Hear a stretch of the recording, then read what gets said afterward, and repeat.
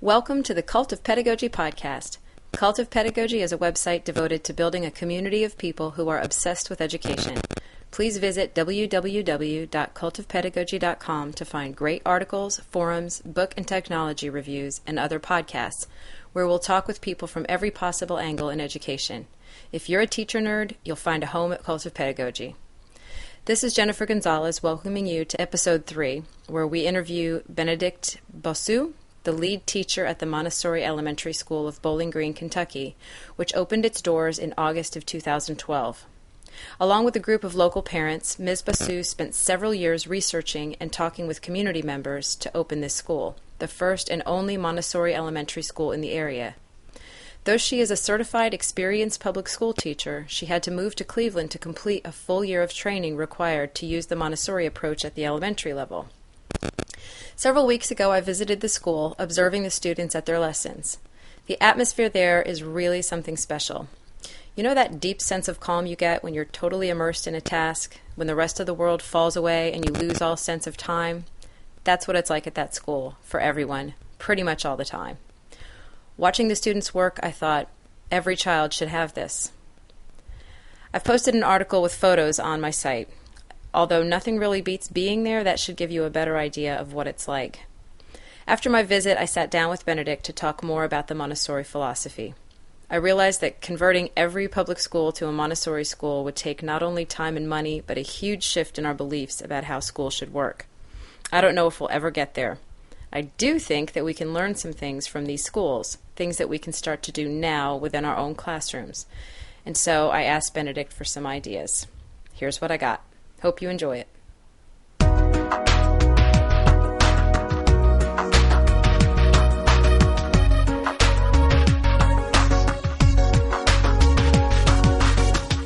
If you just had 2 minutes to explain to somebody on a bus ride, how would you get the idea across to them of what Montessori actually is? All right. It's funny. You have more than 2 minutes. there's a challenge in the Montessori channel is to try to explain that in 2 minutes. Mm-hmm. It is very difficult. Mm-hmm. But if I could just put it in parts in the way I understand it. Yes. Okay. Maria Montessori came into education as a clinician first, mm-hmm. but she did all she did through observation, of how children behave in an environment that is constructed to their size. All right. Mm-hmm. Now, she also made some adjustment to that because mm-hmm. there is, a view that a child can function in an adult world pretty well. Mm-hmm. However, she also realized that a lot of what frustrates children or does not give them that independence is that it's not always tailored to the child's size or to the child's grasp. She also felt like, the hand is truly the tool of the mind. And in order to explore the capacity of the mind, you have to be able to somehow meet the child in his physical needs and aptitude. Mm-hmm. And once you do that, you open up the door for the children. Mm-hmm. And so you start that very young, as an infant. There is natural physical capacity for the child to reach out to its environment, to learn rather than to receive it from the outside. Mm-hmm. And so you kind of set the parameters so that a child is likely to reach out rather than be given. So everything is really at their scale, mm-hmm. all right? So something that's very important when you're in the toddler room is getting that functional independence. So it's, your body engagement, potty training, right? Mm-hmm. That's a very important factor that gives such an independence of the child, mm-hmm. their motor skill, to be able to go up steps, down steps, to hold on to things. So instead of having big steps like you would have in a normal house, you mm-hmm. build little steps that allows mm-hmm. them to use their scale of the body to naturally develop that strength for the movement. Okay. It's also built within that framework of Maria Montessori. It's like we can get the big picture. We'll give the big picture.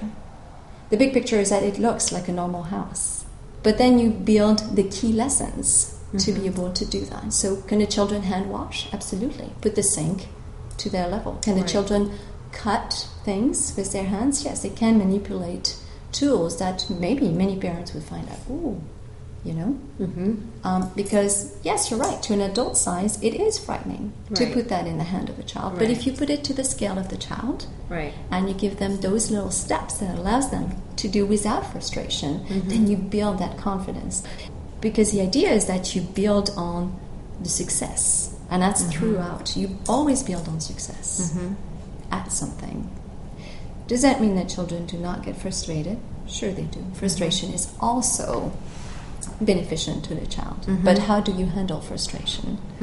Because sometimes when as parents, it might just be a buildup of emotion. Yes. You do not like to see your children frustrated. Right. And in this environment, you might just kind of really slow down, repeat the task, take the time to show it again. And if this is, and usually you bring it when the child is ready. So you've already observed that the child is doing certain things that would allow him or her to do it. Okay. So to sum up that piece of it, to make sure I'm understanding it, it's very close observation of the child to see when they're ready to attain a new skill. Yeah, or to even attempt something it. that would be different. So it might be a combination of several skills that would blend into a new one. Okay.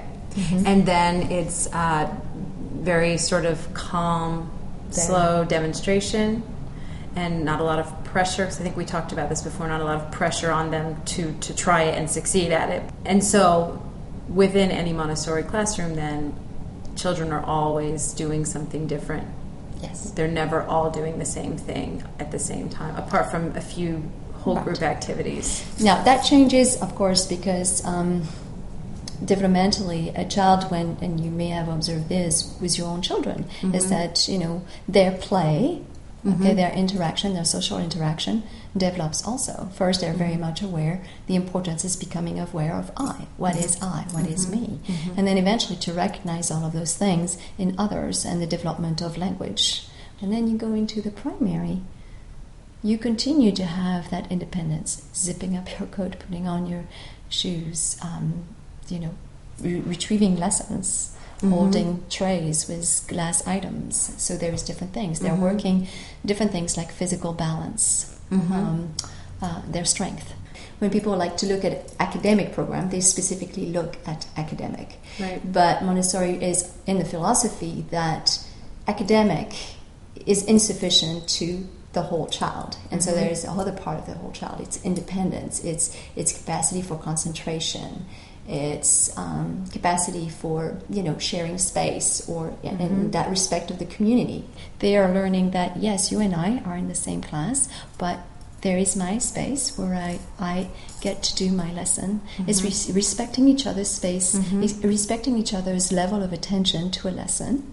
Okay, and eventually toward the end of the primary is seeking that collaboration, because to realize that maybe some of those projects, some of those ideas will require a little bit more time, and if I do it alone, right, it won't be as beneficial at that point than if I'm doing it with someone. And so you do see that a lot, starting in the 3 to 6. Right, of them going to each other. And I did notice today that I observed that there were some kids that worked together on the same task, others that worked side by side and seemed to be doing the same thing, but not necessarily collaborating a little bit. But these two that were on the floor with the math, they were clearly working together on the same thing. And then lots of kids who were on their own. And then others who floated in and out of each other's lessons just out of curiosity. Absolutely, and that's at the elementary level. You have that sense, very much. The group, they seek each other's attention, and they want to learn from each other, and they and because probably the setting is conducive to that, because they can speak to one another. Sometimes it may seem like, gosh, it seems like there is a lot of socialization, but that socialization is important. And there is a lot of negotiation of meaning that maybe as an adult we may seem superfluous. But in some ways in their engagement, they're learning to put ideas together. They're learning to create argument for each other. Right. And they really get that sense. And we develop that through the curriculum, that sense that everyone has something to contribute. From the very first human being to you and I in a classroom. Okay? And today might be the day that I'm just giving you a little bit more information, then maybe tomorrow you'll give me something. Yeah. And what's interesting, when you go from the 3 to 6, our 6-year-old in some ways have had the chance to be leader in the classroom. Right? And then they come here, well, it's a different aspect of leadership. Right. Because they're no longer, what I would say, necessarily the leader in that age group. They're entering at this They're entry the level. youngest now. And right. so they get to follow, they get to lead, they get to play all of this role. And Right. that's part of also what Maria saw, is that mixed age group allows for children to really switch roles and adapt in different social situations. Not always to be the one who's got all the answers because they've gone through all the material. Right. But, then there is a flow. Let's talk about the typical day. The number of students that you have here in the upper... We're 11. 11 kids, and they are age ranging... Age ranges from 6 to 13. 6 to 13, okay. So those folders over there, you had shown me, and I saw the kids going through, you call them the agendas? Agendas. Right. And in the agendas, you personally go into those agendas once a week or once a day? I'll check them every day. Okay. I'll just kind of check the progress of where they are. I also notice, from the beginning of the week, some children work better fast at the beginning of the week and then kind of slow down to the end of the week, or they will leave some things out toward the end of the week. Okay. So they have a sense that, and when we discuss that and we build that, Right. that you have all of those commitments in some ways. You have those responsibilities within this free moving environment that you have to meet. And that's another, I would say, term coined by Maria Montessori, is that, there's so many terms, but freedom and responsibility is what's going on here. A lot of our first week is what we call, we put our cosmic education. We present the universe. We present the universe through stories. There's a great deal of storytelling that show, and we repeat them year after year. You mean the first week of the school year? Yes, the first weeks of the school year. So I would say for the first 3 weeks of the school years, I might just say something like 10 to 12 stories. Okay. And they're about 15, 20 minutes long, and they involve sometimes science experiments, they involve all kinds of charge, they involve dramatization. Right. But the idea is that you try to give as many areas of possibility for a child to make connections. Are these chosen by you? Are they published by... They're strictly Montessori. They're Montessori chosen stories that help to sort of... orient. That's really what they're if you could look at it as like a big umbrella of our curriculum, is that they create a general orientation of all possibilities in all disciplines, and it's presented very cross-curriculum because we look at education as integrative, and as integrative also it puts the child at the center but united within other realm of the human experience and the experience through history. Do you have any here? I do. They're kind of like a magic recipe. Oh, no kidding. Really? So that's... So, you might be able to find some online, and I've heard a number of them online, but this is part of our curriculum and part of our, I would say, legitimacy as well. Yes. So they're held kind of close then. They're not, they were written by Maria Montessori and her son Mario Montessori. No kidding. And other people, of course, who have revised some of these stories. Yeah. And so those form the basis at the beginning of the year, and then you refer back to them a lot during the rest of the year. Absolutely. So if you have these umbrella kind of chapters, and then you present all kinds of key lessons that will just kind of take back a little aspects of things. Okay. So when we talk just about the creation of the universe, the states of matter, and the movement of the planets, our Earth, biology. So are there? It sounds like there's sort of stories about exploration and discovery. But they're legitimate stories. Could I say? They also organize in some ways. Right. Beginning, middle, and end. I mean, they have so many purposes. Yeah. In terms of how you present it. Right. And you really try to kind of ignite and not say, you absolutely need to do this. Right. You're trying to show them what it means to be excited to learn. Exactly. And what that looks like. And what it looks like. And so that enthusiasm, I think, is so important. Right. And sometimes, I'd say, and I taught in the public school too, and it's just like you feel, okay, there's this curriculum. Right. I need to do this, Right. this. That doesn't mean I don't, because I'm very aware of what's happening in Right. the curriculum. But I think sometimes we lose a little bit track of our objectives. Yeah. What is the overall picture Right. of why do we want children to learn? We want them to learn for a very, very long time. Not just in the time that we're Not just in the with them. time that they're. Right.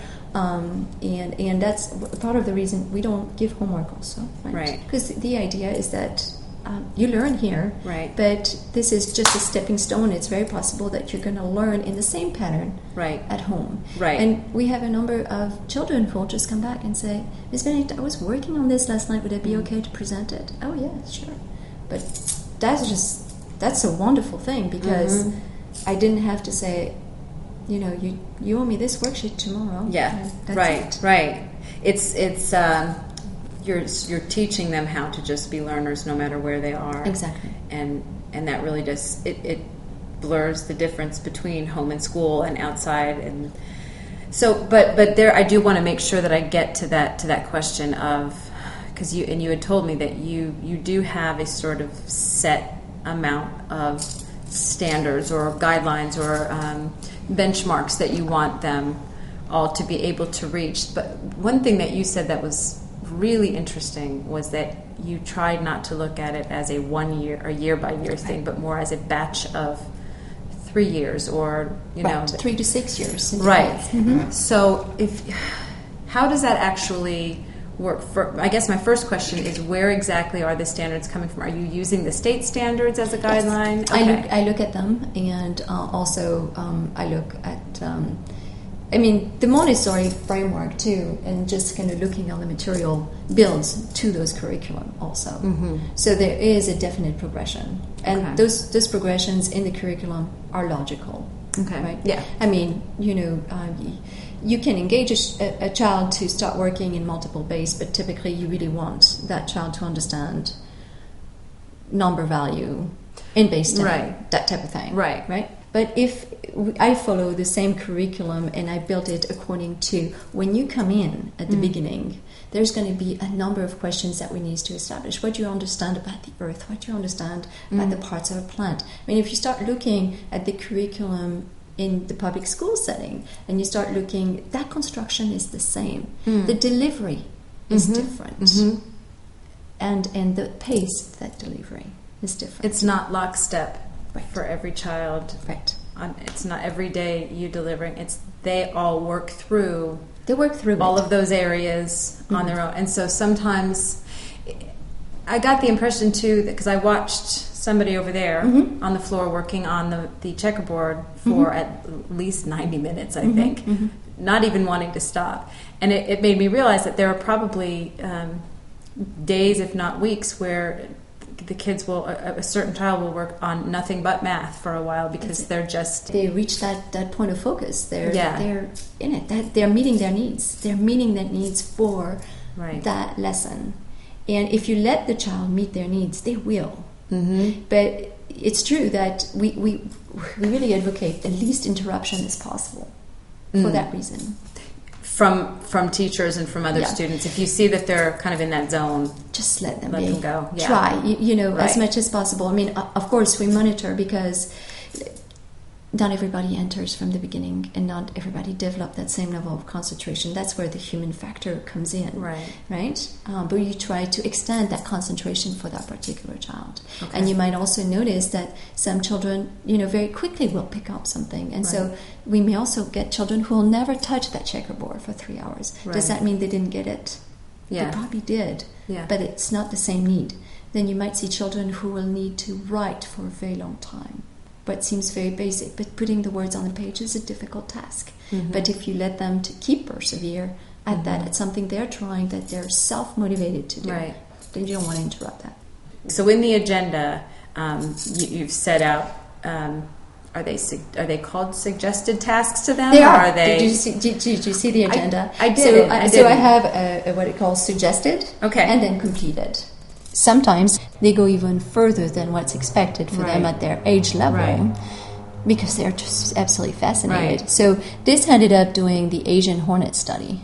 They were very fascinated by what happens in Asia. And so they just went and studied on the map and where that was, and they put together a PowerPoint presentation, which just like right there, you're looking at a lot of skills put into one. Yeah. Just from interest. They're also writing and they're writing and all of that is done. So do they meet the requirements for the curriculum? Absolutely. Okay. I don't grade them specifically, but we go through an editing. So before they go to present, I'll just kind of make sure that we've checked out spelling, we've checked out the mode, we've chosen the photography well. So using it as a skill that would you want to present something that is halfway finished, and sometimes I let that be legitimate because I want them to get the direct because feedback. Once it's on the screen, then they start to notice the misspellings themselves sometimes. And also they get feedback from their friends. Right. And here is the mixed age group, which is really important.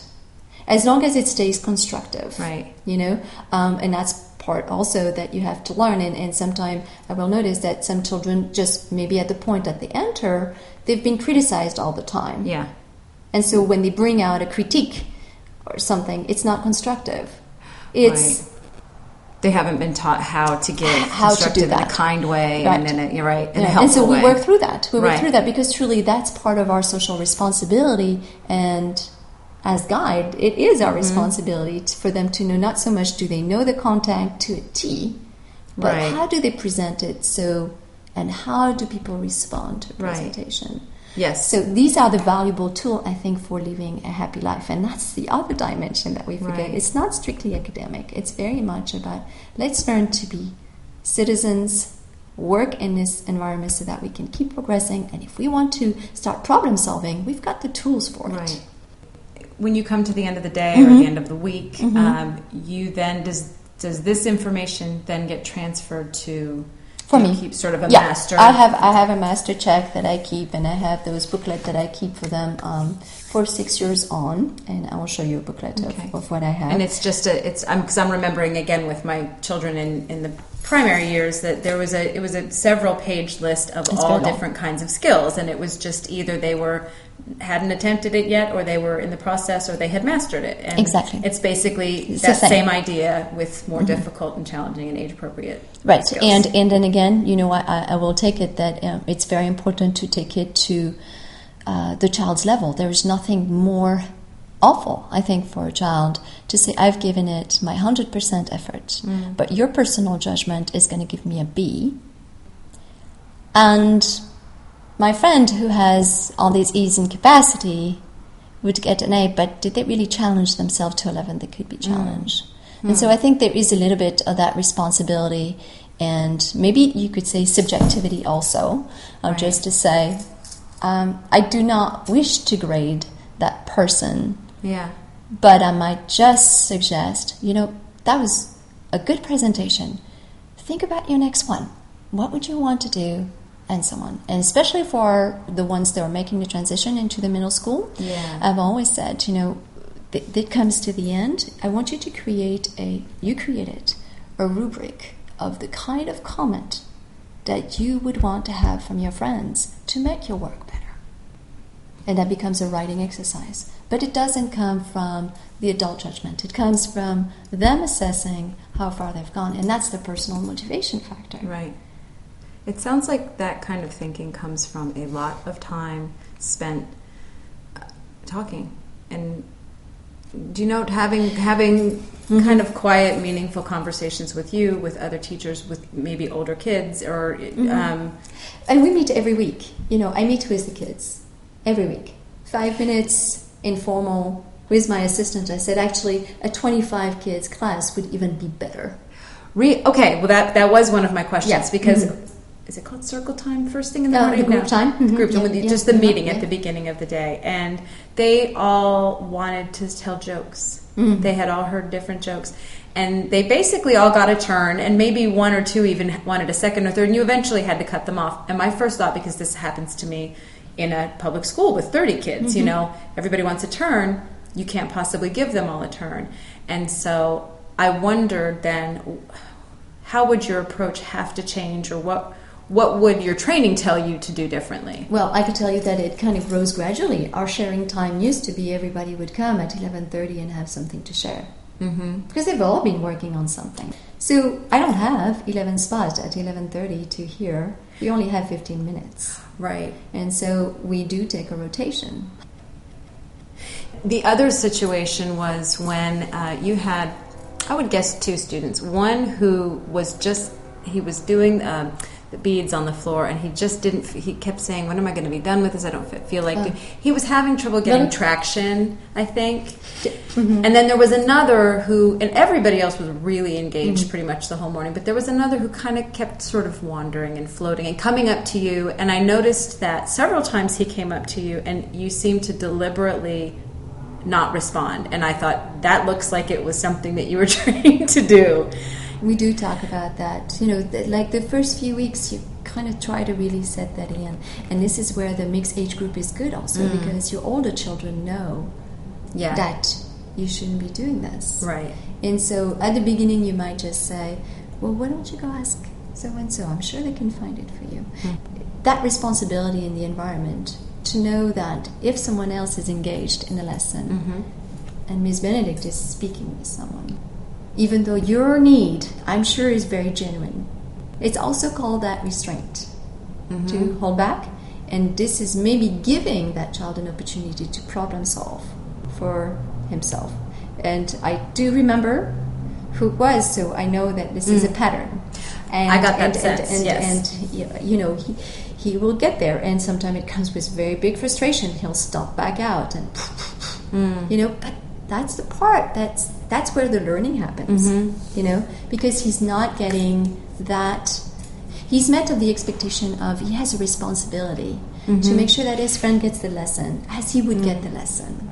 And I make sure that we reiterate that. And I'll just say, imagine when you're in a lesson with me and someone comes and just disturbs. Now you feel like I'm not giving you my attention. That doesn't seem fair. Right. When putting the fairness on the responsibility rather than on, well, me too, I want something. Yes. So what do you do? And my first thought was, she's got 1.5 right now children who are kind of trying a little bit to disrupt things. Again, my first thought was, what if it was 4 or 5? And how would you juggle here's the thing. Keep the same environment? Because the environment seems to be the key to this, is that kind of calm, productive. Right. And I actually, this is the part where everybody warned me when I said, and I was at an institute, I'm going to start. So how many students? You have 6. Wow, that's going to be really challenging. I know, because, you don't know what your range is going to be. And could you ever get them to work together? How'd you ever get them to get? Because if you have 6 in that range, how'd you get them to work together? Because the goal is still for them to work together and support each other in learning. Be it, then you can have a 13-year-old or a 12-year-old with 2 10-year-olds.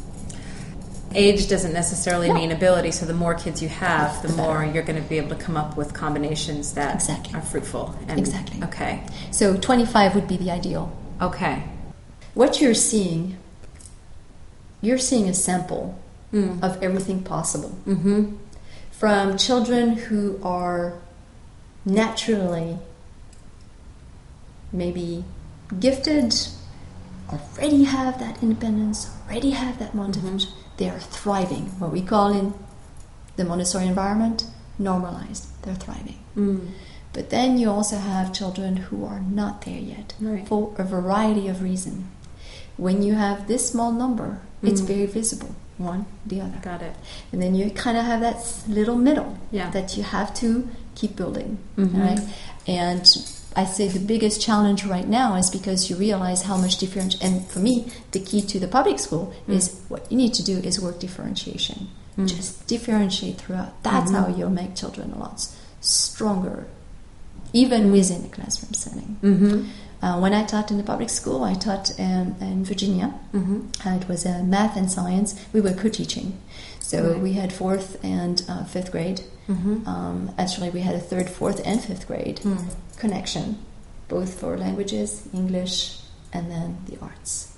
This was a constant rotation. And that was really team teaching. Right.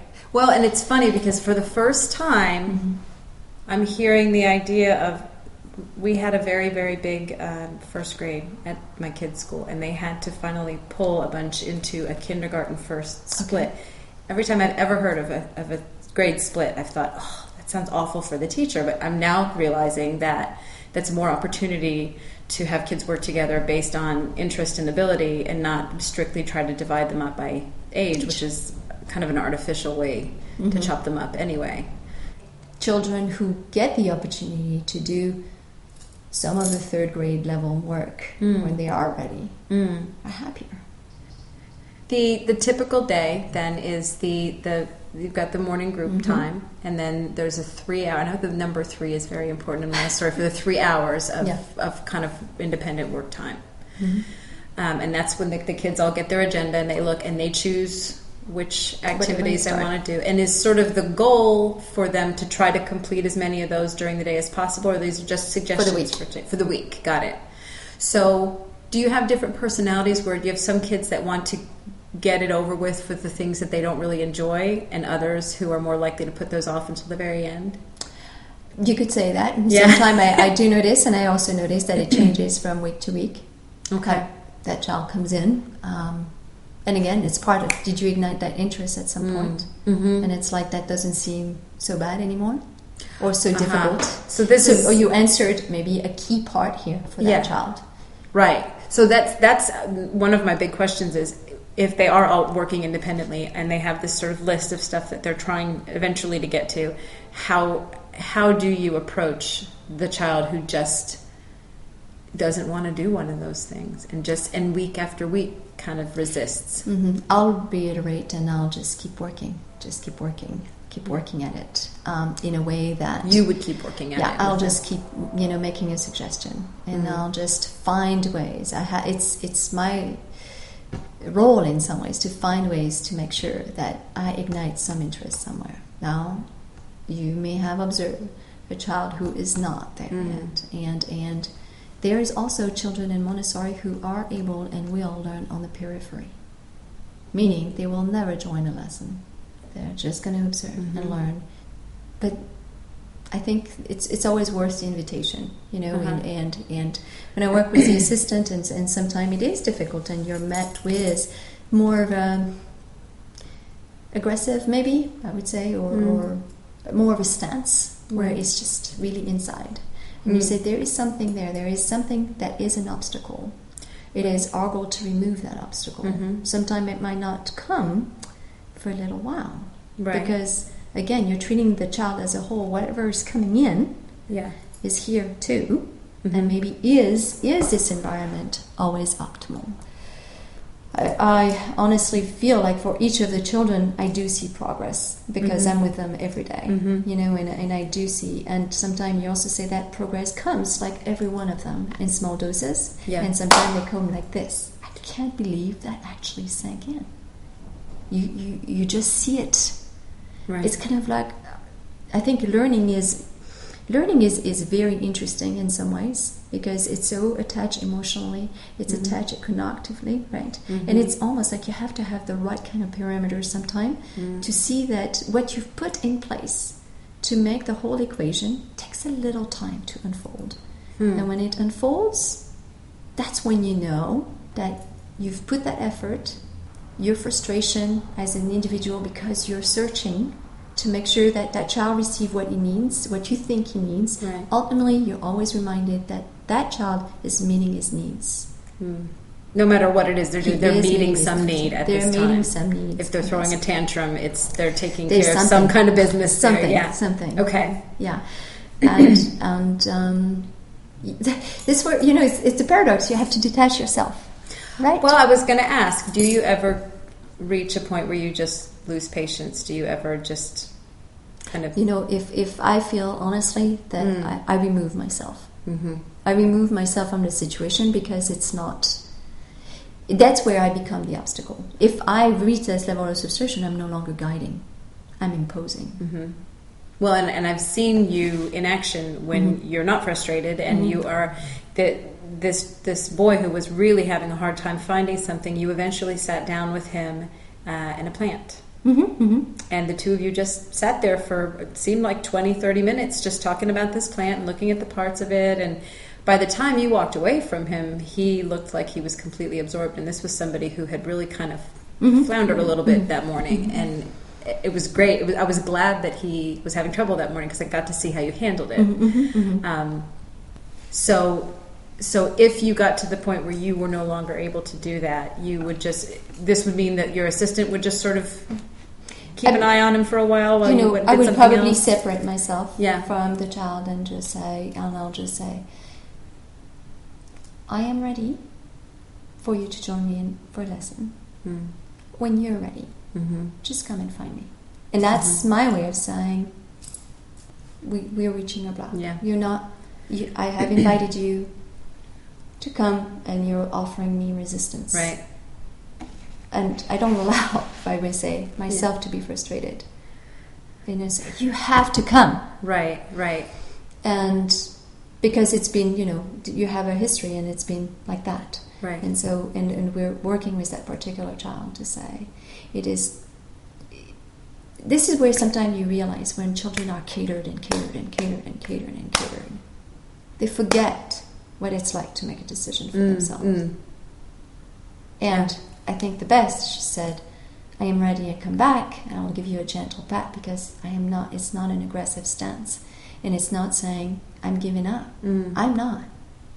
Right. But you need to be ready for it.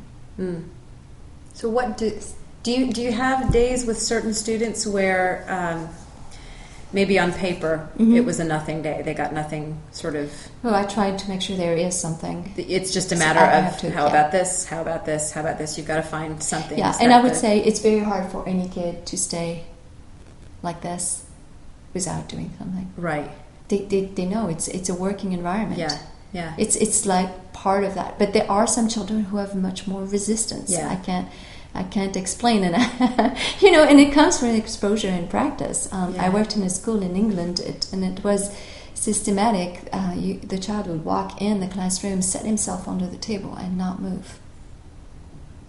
There, you have to think there is something larger than the environment, and what we can offer here is that safety. If you feel like you need to do this, then do this. They're meeting a need, sitting under that table. They're meeting a need. As it happened, 6 months down the road, the child eventually came from under the table. And it just exudes not indifference, because I don't think indifference really helps a child. But it's also not meeting them there, because you have to have expectations. So I think you set an appropriate amount of expectation, which is this environment, this community. Yeah. And I always try to allude, it's not for me. Right. It's for all of us, and it's for you. You first. And so with a child who's doing something like that, you just sort of keep at it gently. Gently. And eventually they come out of it. So do you have discipline problems? Do you have any kind of it's just sort of... Really, never. I don't have to. Yeah. The discipline problem, I would say it's more like, let's just say, some children are more apt to handle frustration than others. Yeah. Right? That's where I say frustration is positive, because it allows them that they took something that was bigger than they can chew. And is that personal retraction of saying, okay, I can't quite do this. I might need this help, And I say, why don't you just take a few minutes? Just, slow down, take a deep breath. Right. Just that time, meet them at that level. Yeah. It's not a timeout. Right. It's just, this is what you need. Yeah. Do you see? Or sometimes, if the child is really frustrated and says, how are you feeling right now? Just connect with those feelings. Yeah. You seem pretty upset. Are you upset? Yes. Give them the time to realize what's going on, because also at this age it's also just a physical reaction that's larger than they are. So there is no discipline problem. I think it's just you redirect a child from a frustration that maybe is going a little bit too far, a frustration that is disturbing to others, because that's another thing that comes back, and it's like truly by the time you get here, you have a sense of self, and you're developing that sense of community. And then you're developing further your sense of self within the community. Right. And, they'll have other reference, not just the teacher. Right. The kids are also annoyed. Right. I will tell you something that always amazed me is that in the public school, my daughter went through the public school, and she will say, sometimes you could see that kids would be angry, upset, and there would be just kind of like this law that just kind of falls through, and it's not just freezing just one person, it freezes everybody because nobody else had a chance to help or to contribute. And in themselves, they didn't get a chance to problem solve also, because everything that we do in some ways, bounces back. Yeah. Right? And I remember for her it was very, categorical, and she ended up she got mad, and she stood up for that student, just because she felt like there was a point where the teacher who was there was really focused on maintaining calm, order. Yeah. Which I think a lot of times comes from the fact that you are running the class, so if your attention is diverted to a student who's having trouble, then the class can no longer go on because the materials and the setup is not meant for them to be independent, right? Right, exactly. And that's why you're able, if one kid needs a lot of your attention one day, you can give it to him because they're not all sick. Because that was the pressure for me as a public school teacher. If someone's being distracting, then everyone else is sitting there waiting for me. Mm-hmm. So part of your training and part of the whole Montessori philosophy is help me help myself. That's right. And so even your upper elementary materials are set up. I mean, are the lessons? Do you have to demonstrate the lessons, all of the lessons at some point, or are there some that are self-explanatory? There's obviously anything books. That is having to do with research, once you show them how to kind of begin a research and look for information, that's an aspect that they can do on their own. Mm-hmm. But, once you show them, let's say, how to do the language lessons, and you have about 26 boxes or more or less to go through, they can do it themselves. And the thing is, they need to repeat those. So once you show it once... It's not a new thing every single day. Right. There's a lot of repetition in the... It's necessary. Yes. After you show the lesson and you repeat the lesson, then comes exploration. Yeah. That comes that creative part of it. And in terms of assessment, because, in public schools we have tests and we have standardized tests and we have quizzes and formative and pre and post, and I'm getting the impression that your assessment comes completely from observation of what they're doing. Is there any sort of formalized assessment? I do. I would say formalize. I'll give them no challenges. I'll give them some challenges. Okay. Yeah. And I try to mix those challenges in math, for instance. Yeah. I'll ask them to solve little problems. Right. Okay. Now, do these just come out of your head, or do you have materials that you'll go to? Yeah, I'll go and I'll research and I'll research, and I'm still very much in the research phase because I want them to be real, concrete, make sense. Yeah, for them, and ultimately I know what they're working with. I mean, it's the same that you would do maybe in the public school setting. I don't know. I mean, when I spent a lot of time in the public school setting to create units for which that I knew which way I taught them and expect to assess them. Right. And so you could say that there is that too. But the material here has a lot of control. Right, so they can control whether they've done it properly or not. So there are places where they can find the answers and know, I got it. Your facts about history or things like this, they become kind of really factual information. But we have timeline, right? And so there'll be a time. Hey, can we just go through this section? Tell me what you know about this. Right. Which is just an informal way of figuring out what's... And this would be, you would sit down with one child and have them... Or sometimes two, because I think they also kind of feed off each other. And if I know they've done specific research... last year we had such a great fascination for the Civil War and the great speeches of Lincoln, and that was just fascinating. I personally learned a lot just from them, But that's the form of assessment. Can they actually retell what they've researched? And where is my feedback? I see what they present.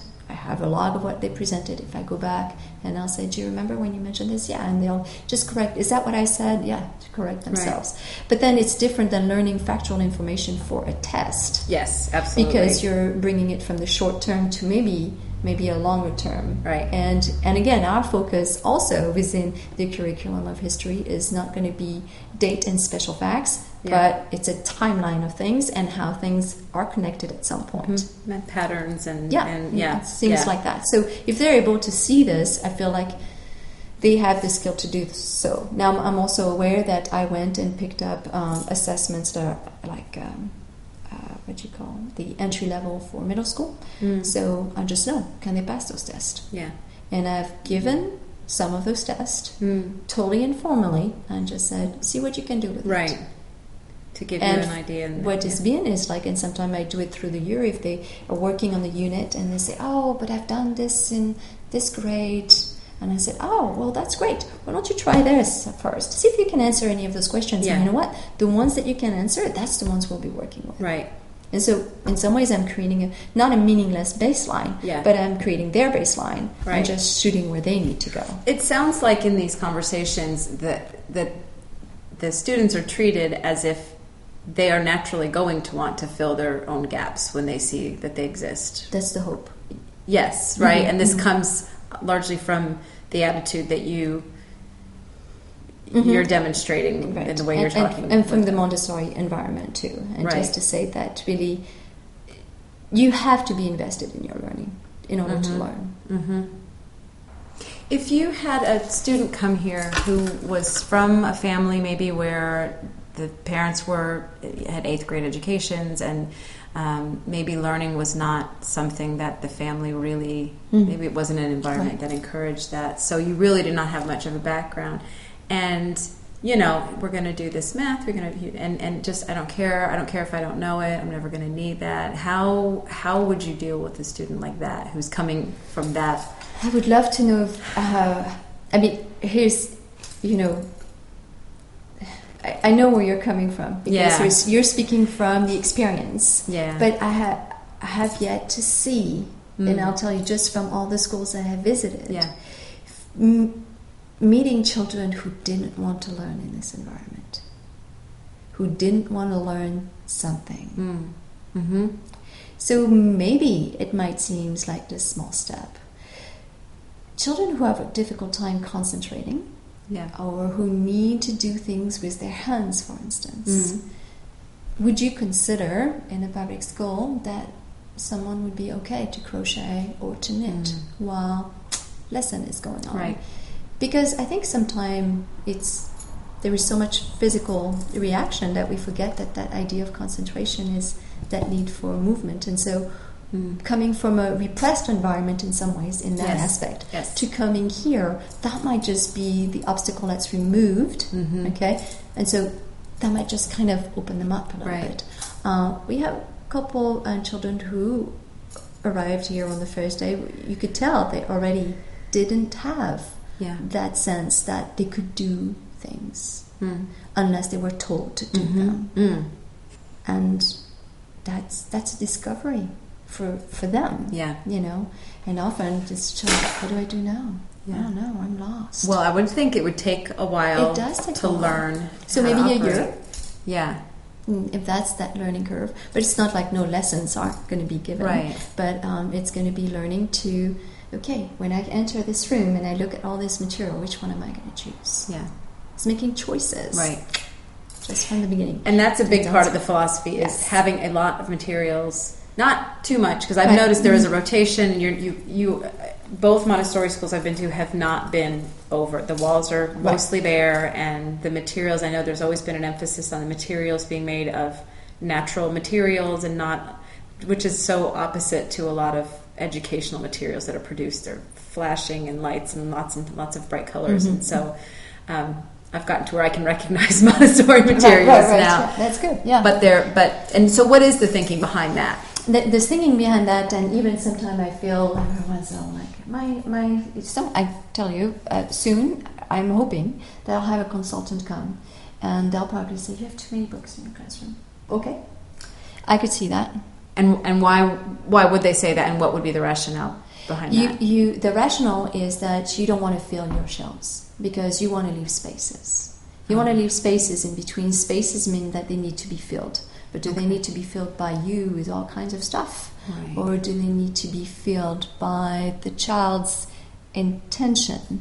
But you've seen what your typical second grade classroom looks like. Yeah. Every square inch of the wall It's covered with is things. covered.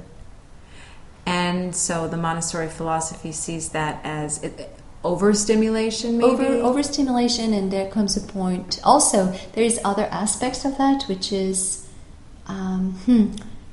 maybe she would have looked at it as humility. On the teacher's part? And on the child's part. It's good to show your work, but remember, there is a lot of things that's based on reward and punishment. Yes. And there's still a placement that you could say, that's the A work, that's the B work, that's the C work.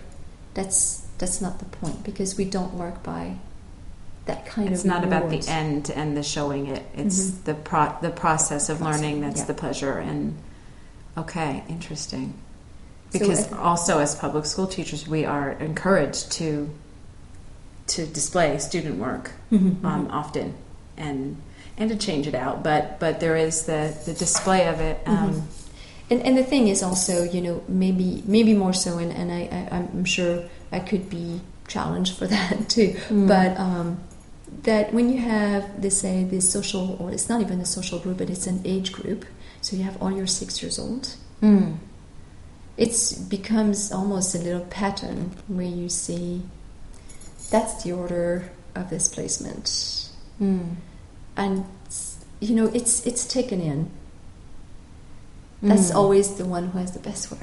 Oh, that's because it's an age group. Then they only can compare by ability. Yes.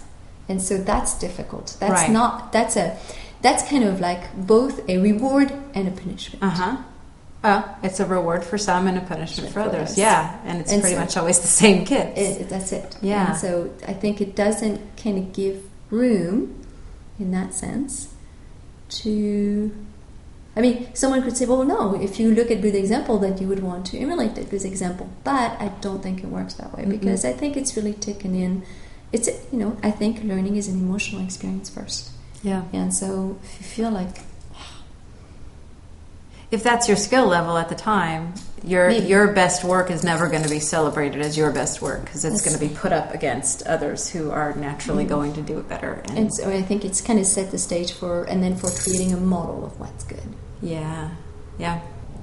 I really give you my best, but you don't see that, and that's difficult. Right. And it just kind of sends it back.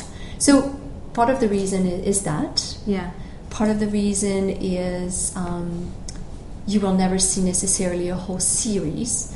If you want to show something that you've done on Egypt, or a poster on your shapes, or there is no particular time at which you should do a good work, right? Yeah. You should do it all the time. And is your good work just good enough? No, you want to keep going and progress, and so you take it home. Even my husband was saying, do you keep work of children?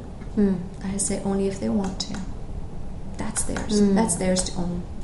So everything goes home. You take notes on it and that's it. And observe, and then Yeah. I am trying for some to build a little portfolio, and I'm actually kind of want to go in that direction also, but it has to be really a personal portfolio. If I'm a third grade teacher right now and I'm listening to this and I'm liking these ideas, but I'm thinking about the structure that I have right now and what I have to work with, if I could start doing one or two things differently, what could I start to do just to start applying some of this philosophy to the kids that I have?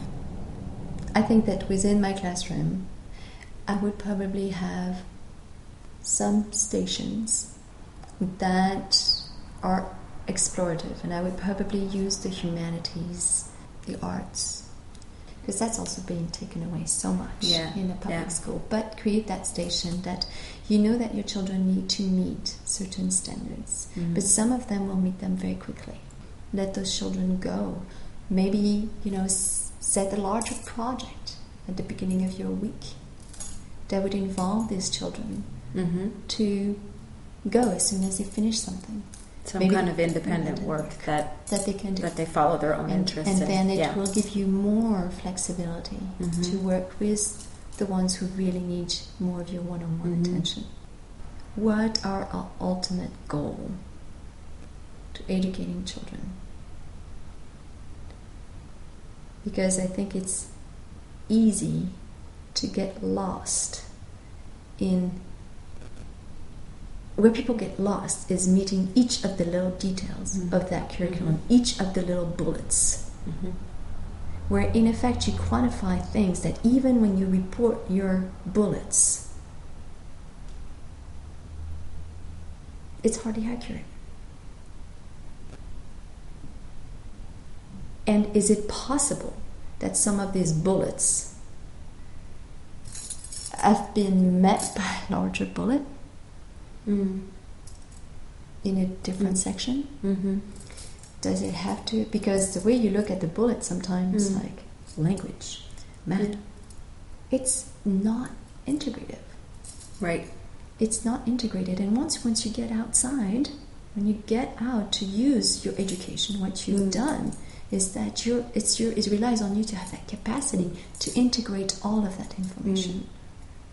And sometimes that's the more challenging, seeing the connection.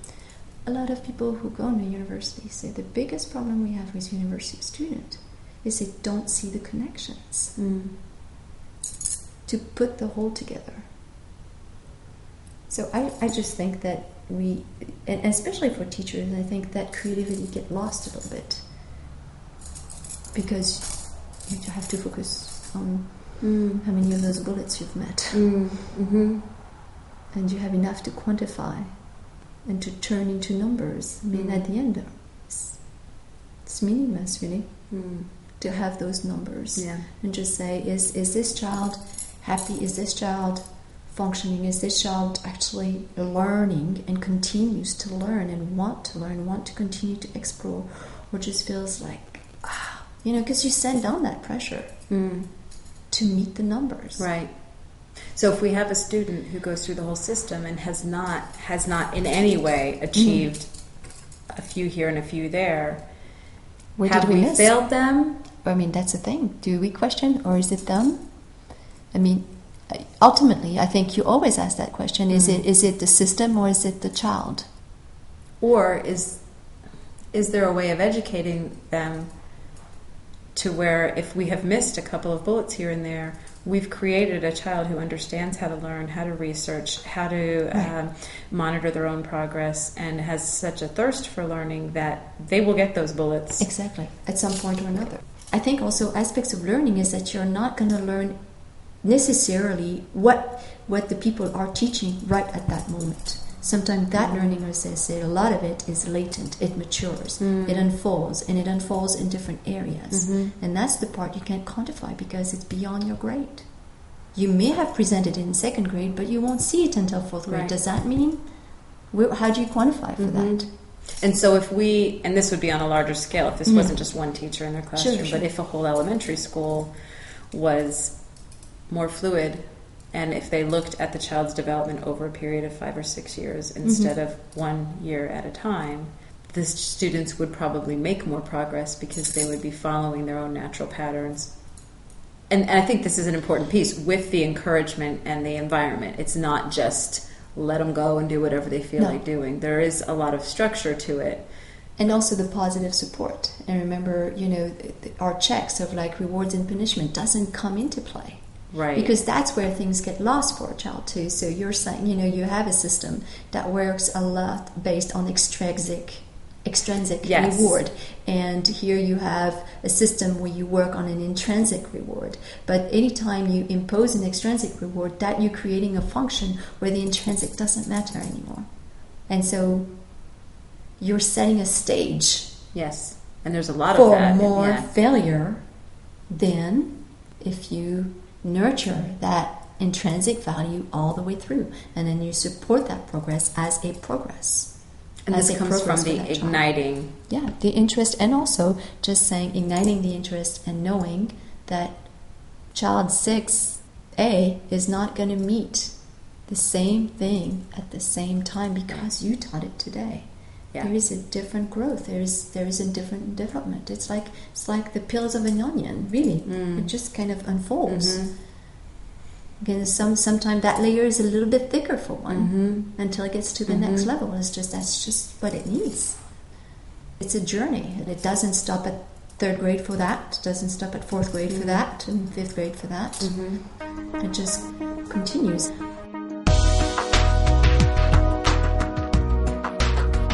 Thanks so much to Benedicte for helping us better understand the Montessori philosophy.